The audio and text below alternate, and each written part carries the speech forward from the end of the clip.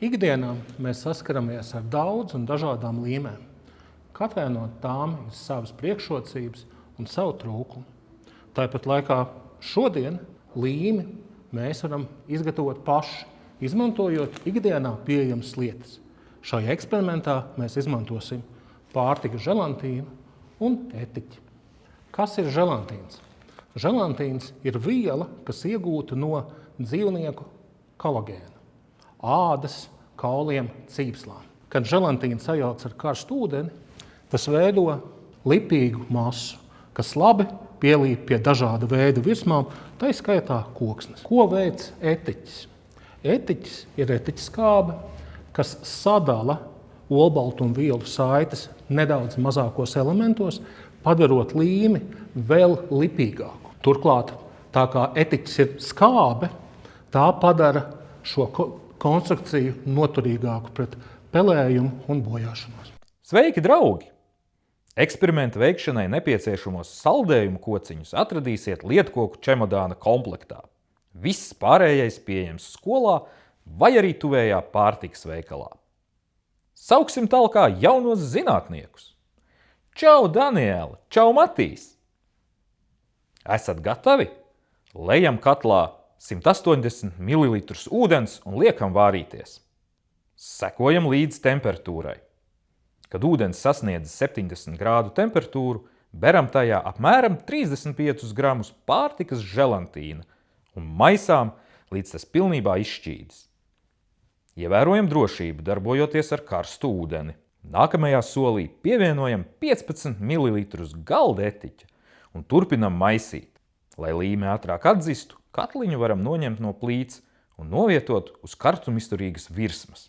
Kārli, ko daram tālāk? Kāpēc tas strādā kā līme? Izmantojot karstu ūdeni, mēs želantīnu izšķīdinājām.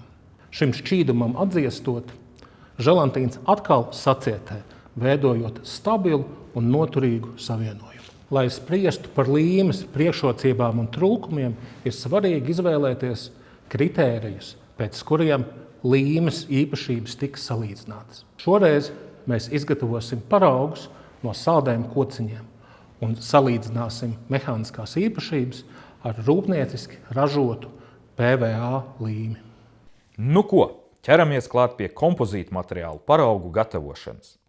Salīmējam kopā 6 saldējuma kociņus ar pašgatavotu līmi un 6 ar PVA līmi.